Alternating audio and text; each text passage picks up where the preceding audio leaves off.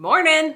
Good morning. I'm Steve Durr. And I'm Vicky Durr. And who got roped into this. She got roped into it, and I'm glad she did. And you were worried about a couple things, though, today. Yeah, I come to you with several regrets this morning. I regret that I did not use the 10-minute root cover-up that I have been intending to use for the last 5 weeks. I regret not buying new mascara before this whole thing because there's just some things. I was going to wear earrings, but that felt a little like showy-offy, like stilettos on a Sunday. So we're just not good televangelists. And here's the thing. Figured no earrings is probably just low-key enough. Right. And as watermarkers, our value is refreshing authenticity. Just keeping it real. There you go. But I did just have to at least do something. You look great. To be presentable. There you go. How about that? Thanks, babe. You're welcome. So let's get started now that we've bared our soul and our roots and all. Oh, we are just getting started. So here's the deal. Question for you. Do you have any predictable patterns? And by that I mean any kind of routines, regular routines or traditions you have in your life. It might be a daily routine, a weekly routine, a yearly routine. And just to get us started, I'll share one that I grew up with. And I may have shared this before, but if you've never heard it, here it is. And I'm going to put a picture on the screen and keep it up for a little bit. It's called Snack Time. Snack time. Snack time. And here's a picture of me. There I am in the middle, looking pretty excited. I've got a chocolate shake in my hand and my two sisters on either side of me. Snack time. We are the lucky owners of the yellow. We have the yellow cup still to this day. Home now. But snack time, here's what snack time was. Snack time was a last call before bed, and my parents would have to call snack time right before bed, and we would get something like quinoa or kombucha or kale before bed. No, it's the late 70s, so it was probably like a Little Debbie or something was Star Crunch, something that was bad for you, so we'd have energy to go to sleep at night. But you would have to call snack time, and if you did not call snack time, my parents would put us to bed, and we could say, you didn't call snack time. And so it was a little sneaky. It was a little sneaky. We could get up from bed and say, you didn't call snack time, and then get a snack before bed. But that was a tradition in our home, a predictable pattern. Another one was right before bed. My parents would pray with us before bed, or right after we would eat. We would do a little family devotional or read a Bible story. We'd go to the same cottage year after year. And so but now our family has continued that predictable pattern. We all go to that same cottage still. Yeah. And so it's a highlight of our summer. So what are some of yours right now, in your life right now, in this kind of stay-at-home time period? If you're on your own at home, maybe you've got pets, maybe you don't, but maybe you're home on your own, or maybe you've got your whole family with you. What are some of your regular routines, traditions, predictable patterns you have right now? We'd love to hear about those in the chat. So just kind of put some of those down in the chat. And as you do, Vicky, why don't you share just some of our predictable patterns we have? So we really try to make sure that we yell at the kids every day. Yeah. It just feels like a good pattern. Actually, I'm totally joking. We're trying not to yell at them every day, maybe every day. But during this time, we have been walking together every day, which has been really, we all just need to get out. And so that's been a great predictable pattern for us. Something we started before all this COVID-19 thing is at dinner time, we would just, after we're done eating, we pray together. Pray for people who might need to be healed from being sick, or who we know just maybe need something. So that's been a great thing with our family, is just to be able to pray together.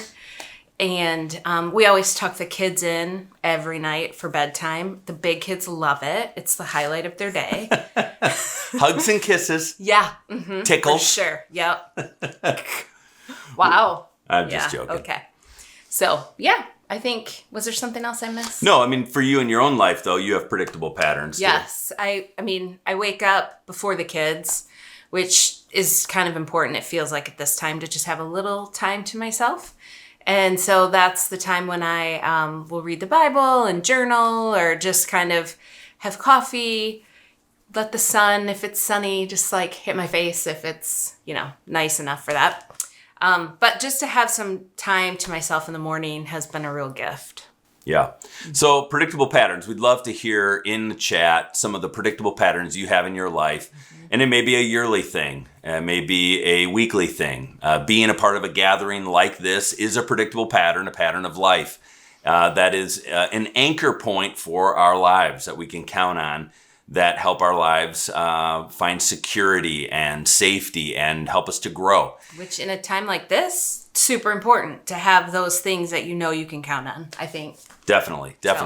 And they're so important that Jesus himself gave his followers a pattern of life to follow. And it's important because last week we heard about that moment. We remembered when Jesus died on the cross on Good Friday. Then we celebrated his resurrection from the dead on Easter, which was incredible. But then Jesus left his followers after this incredible victory. He left his followers, and all these new people became followers of Jesus. And they're scratching their heads going, okay, now how do I follow this Jesus, this resurrection king? How do I live?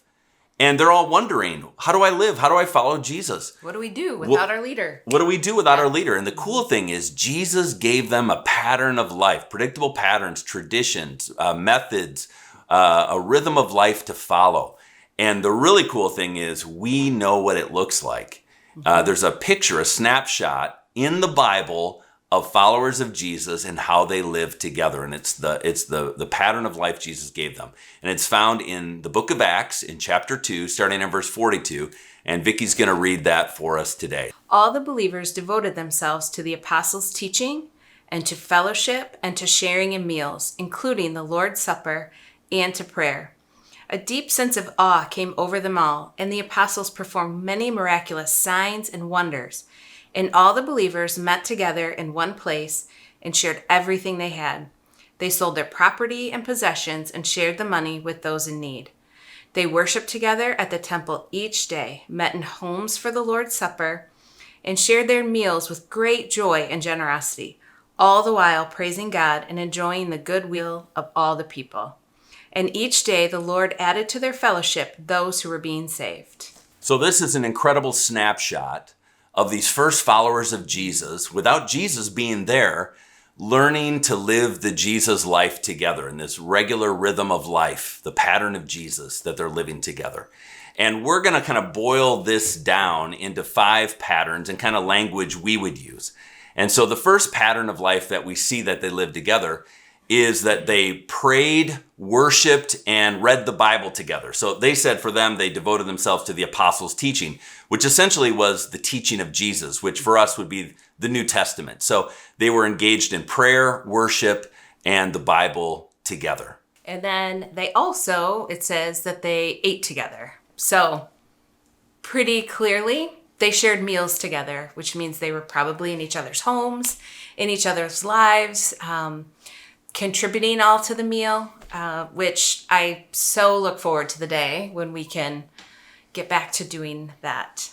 There's nothing better than a good potluck. Am I right? Can I get an amen? Sure, you went there to potluck. Yes. That is so being in each other's homes, eating together. The other thing is they not only shared meals together, they shared resources together. So when they knew they had a need among them as a faith family, they would pool their resources together voluntarily, would bring what they had and said, there's a need, I have something that can help. And they would meet those needs and they'd share their resources to meet those needs. And then they also said, I believe it says they fellowshipped, which is just kind of a churchy word for they got together and hung out. They spent time together. They lived life together. They were like family that you always want to be with kind of thing, which again, something I'm super looking forward to. Yeah, totally. So they weren't just church attenders. They were brothers and sisters. They shared life. I love that. And then finally, last but not least, as a family, they had a mission. So they reached people together. It said the Lord added to their number daily those who were being saved. In other words, that family was growing. They were reaching people who were not following Jesus and bringing more and more people in who wanted to follow Jesus. And so they were reaching people. It's an incredible pattern of life. And these predictable patterns were put in place. So, yeah, it's pretty cool. Yeah. I like it. I feel like it's a pattern. There are things I can do.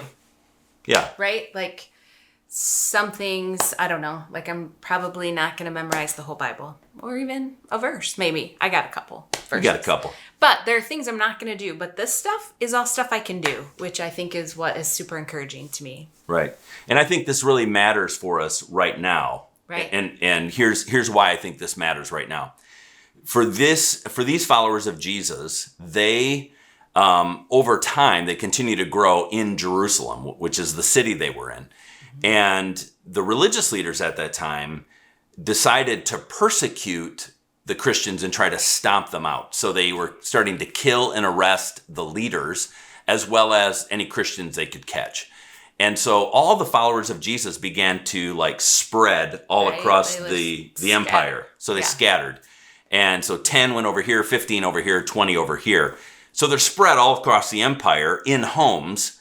And instead of the Jesus movement being squashed without their leaders, the movement of Jesus grew exponentially. And it's because they had a pattern of life to follow. They were eating together. They knew what to do. They knew what to do. And every person became a leader, which is incredible.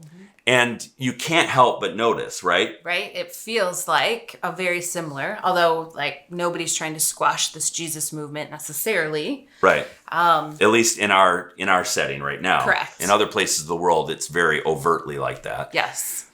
But we're definitely scattered and we can't gather on a Sunday morning. We can't do a lot of things we've always been able to do. So it feels very similar to that time. Yeah, so we have to kind of think about things differently. And so although we are united kind of like online right now, we are scattered in our different homes. And so we have to think a little bit differently and put some patterns in place. And so there's some kind of unique connections we can make with those early followers of Jesus. And that's why patterns of life together are so important. And they were learning to be a family, a faith family on mission. And it's important for us right now to learn to be a faith family on mission in this moment, really right now. And so there's 3 priorities that I think we recognize right now that are really important. One is we are physically, like Vicki, you mentioned before, you are eager to eat together with people. And just hang out. Right. Today we had a friend who just drove by. Right. So I'm like, honk when you drive by. And so we were waving because it's just like, oh, it's just be so nice to be together. Right. So we're physically distanced. And so right now, I think one priority we have right now is connection. Yeah. We're physically distanced. So right now, one of our biggest priorities as a faith family is we need to be connected. We need to be connected. So we're physically distanced, so we need to get connected. Our second priority is we need to care for one another. Yep.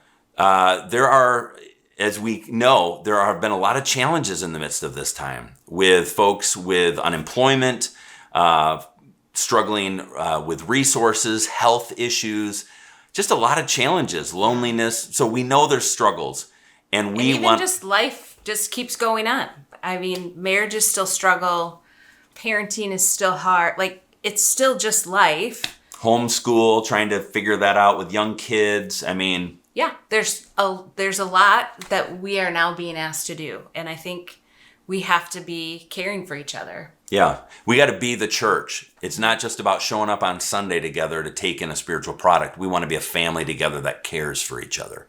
So that's huge. So we want to connect with each other. We want to care for each other. And the third thing is we want to have a mission and reach people. And right now, I don't know if you've recognized this too, I feel like people are more open than I can remember to spiritual things. I mean, the last time I remember people being this open spiritually was when 9/11 happened. Right. And there's an openness in our world for spiritual things, to have spiritual conversations, or at least to be open to those things. So now's the time, I think, to connect with people and have spiritual conversations and help people take a step closer to Jesus. So how do we do that? How do we, in this time, with all the physically distancing and all that, how do we connect? How do we care? How do we reach? Here's how. As a faith family, for the next 10 weeks, we are creating an environment, a space for us to put together online community alpha groups. These community alpha groups are going to do these 3 priorities. They're going to help us connect online. And in those online connections, we're going to be able to care for each other because we're going to be able to find out, how are you doing? What's going on in your life? Anything I can pray for you about? Have you lost work? Is anything going on in the community around us that our group can meet? Any needs we can meet? Any way we can help each other? So we can connect with each other that way. We can care for each other and care for our community in that way. And then also, Alpha, the kind of curriculum we're doing together, it is perfect. It's tailor-made for people who are exploring faith or just have questions. In fact, your group will be so much better if you invite friends, neighbors, coworkers who maybe just don't think like you. If you're a Christian, it'll be great material just to learn some of the basics of following Jesus so that you can have conversations about your faith. It'll be great. And if you're not yet a follower of Jesus, it'll be great foundational stuff about it. Yeah. But if you invite... It's just good to talk through, process, and explore what all that... I'm super looking forward to it because I'm sure there's a lot of things I don't know. And I think it'll be great just to chat and find out. Yeah, totally. And so if you have friends or neighbors who maybe are open to having conversations about faith, your group will be amazing just to listen to the different perspectives and consider what does it look like to maybe take a step closer to thinking about Jesus and hearing about him and what is it all about. And so it'll be a great time to have these great conversations together. We encourage you to be a part of these community alpha groups for the next 10 weeks, to not miss this opportunity and to consider who you could invite to be a part of it. So here's how you do that. You go to wm.church/alpha and you can host a group. You can lead a discussion if you want. You can just sign up to be a part of a group. But the key is, who are you going to invite? And so we're going to do a group and we're inviting friends, neighbors. We're just going to have a lot of fun. Yeah. We're going to connect. We're going to care and reach. We're just going to have a lot of fun with it. So we encourage you to join us. So go to wm.church, alpha. And the question we're leaving you with is, who are you going to invite? Okay. Hey, we did that pretty good. Sorta. So watch this video and ask that question. Perfect. Yes.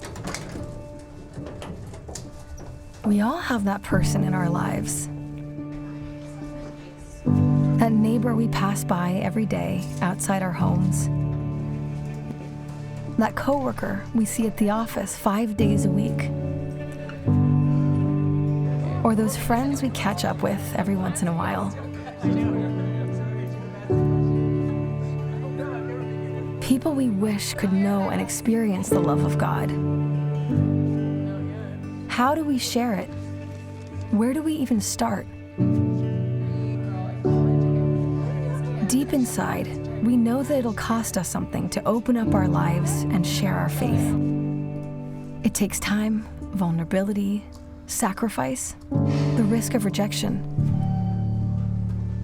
But this is our call, to open our lives and to share Christ with the people close to us. Because it's only through opening your life up that spaces for honest conversations are possible.